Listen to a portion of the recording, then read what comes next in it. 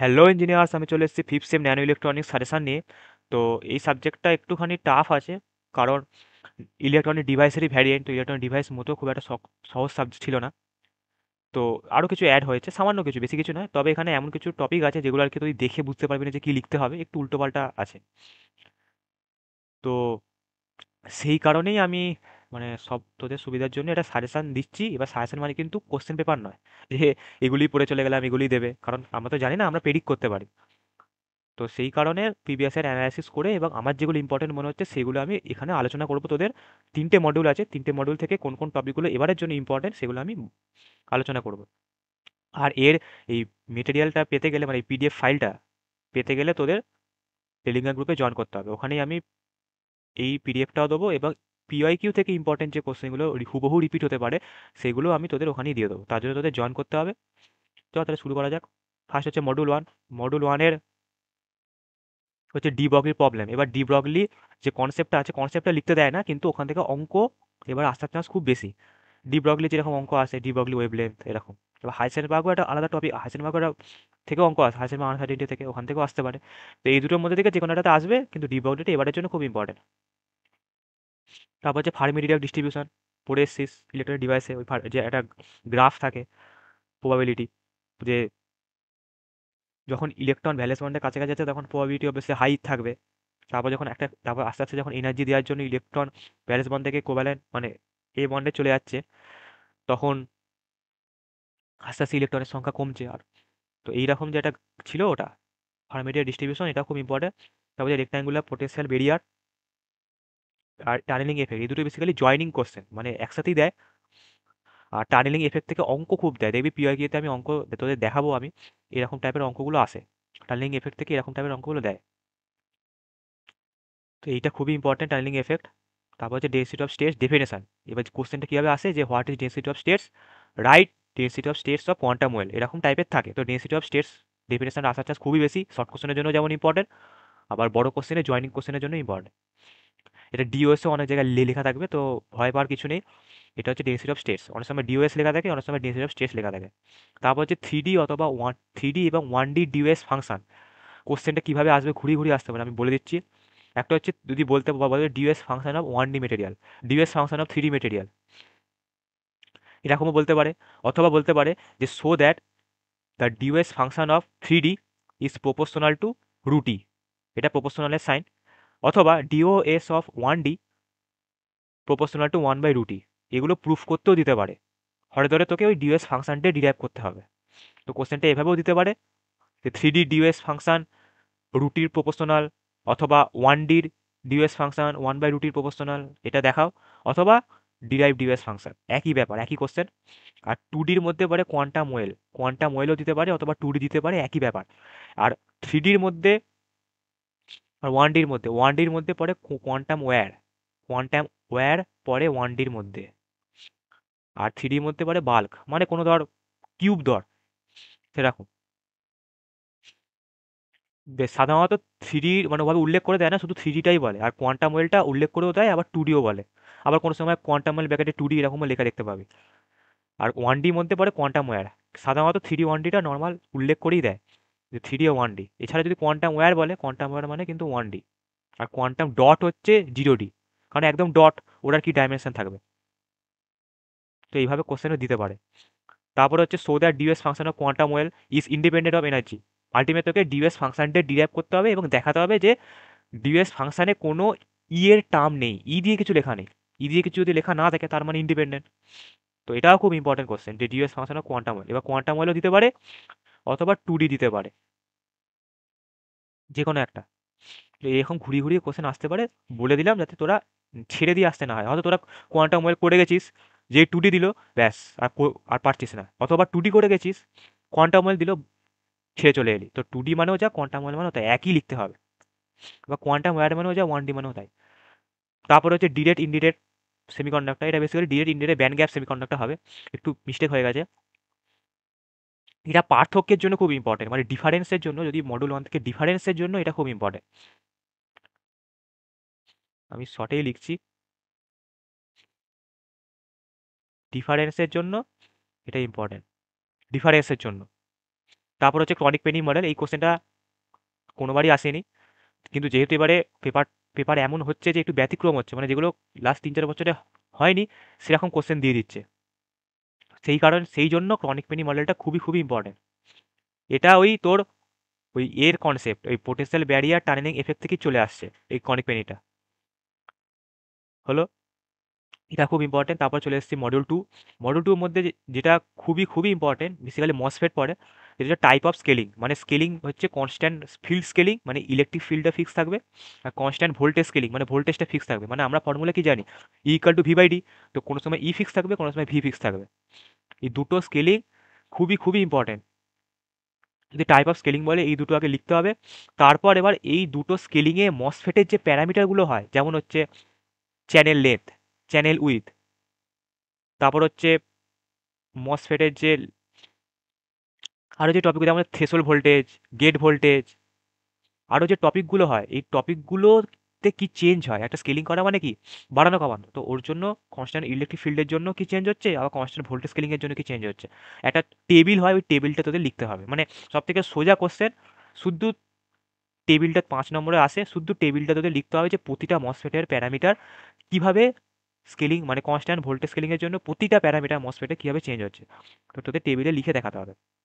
এর সাথে আরেকটাও আছে, যেটা হচ্ছে অ্যাডভান্টেজেস। তো সরি, এই বানানটা ভুল হয়ে গেছে লিখতে, আমি সত্যি খেয়াল করিনি। অ্যাডভান্টেজেস, অ্যাডভান্টেজেস, ঠিক আছে। তো স্কেলিংয়ের অ্যাডভান্টেজ কি, এই কম্বাইন কোশ্চেন আসে, খুবই মানে সিম্পল কোশ্চেন, স্কোরিং কোশ্চেন। কিন্তু দেখ, 5 নম্বরে টেবিলটা কিন্তু লিখতেই হবে। তোরা নিজেরা নোট, মানে কলেজ থেকে স্যার যে নোট প্রোভাইড করেছে ওখানেই পেয়ে যাবি। টেবিলটা কিন্তু মাস্ট। আবার টেবিলটা মনে রাখাটাও খুব একটা শক্ত নয়, ওটা তোদের একটু মানে লিখে প্র্যাকটিস করতে হবে। কিন্তু ভাই, স্কোরিং কোশ্চেন যদি চলে আসে, একটা শিওর শর্ট কোশ্চেন। তারপরে কোশ্চেন হচ্ছে শর্ট চ্যানেল এফেক্ট, খুবই খুবই ইম্পর্টেন্ট কোশ্চেন। এবার এই কোশ্চেন আমি কীভাবে আসে বলে দিচ্ছি। অনেক সময় দেয়া যায় right short channel effects of MOSFET, তাহলে কিন্তু যতগুলো শর্ট চ্যানেল এফেক্ট আছে অল্প অল্প করে লিখতে হবে। আবার আরেকটা যে কোশ্চেনটা খুবই খুবই ফেমাস কোশ্চেন, যে হচ্ছে what is hot electron effect, খুবই important question. What is hot electron effect, তার সাথে অনেক সময় বডি এফেক্টটাও দেয়, এই কোশ্চেনটাও দেয় যে বডি এফেক্টটা কী আর হট ইলেকট্রন এফেক্টটা কী। তো এইভাবেও আসতে পারে, এইভাবেও আসতে পারে। এইটা বেসিক্যালি 15 নম্বরে এরকম কোশ্চেনটা ম্যাক্সিমাম এরকম, এই যে what are the short channel effects, এই কোশ্চেনটা 15 নম্বরের জন্য খুব ভালো কোশ্চেন। কিন্তু এটাকে এভাবেও দিতে পারে, what is hot electron effect 5 নম্বরে দিল, হোয়াট ইজ বডি এফেক্ট 5 নম্বরে দিল। অথবা এরকমও দিতে পারে যে what is short channel effects, তারপর আরেকটা কোশ্চেন দিল হোয়াট ইজ বডি এফেক্ট, এরকমও দিতে পারে। তারপর আরেকটা খুব ইম্পর্টেন্ট হবে ড্রেন ইনডিউসড ব্যারিয়ার লোয়ারিং, এই কথাটাও লেখা থাকতে পারে। অথবা ডিআইবিএল, একই মানে, শর্ট কোশ্চেনেও আসতে পারে হোয়াট ইজ ডিআইবিএল। তো তোদের এটাও জানা হয়ে গেল। অথবা তোদের ড্রেন ইনডিউস ব্যারিয়ার লোয়ারিংও বলতে পারে, অথবা ডিএবিএল বলতে পারে। যে কোনো একটা বলবে, কনফিউজ হওয়ার কোনো কারণ নেই, একই। তারপর হচ্ছে টানেল ডায়োড। ডায়োড অনেক রকমের হয়। এবার ভ্যারেক্টার ডায়োড, জেনার ডায়োড, পিএন জাংশন ডায়োড।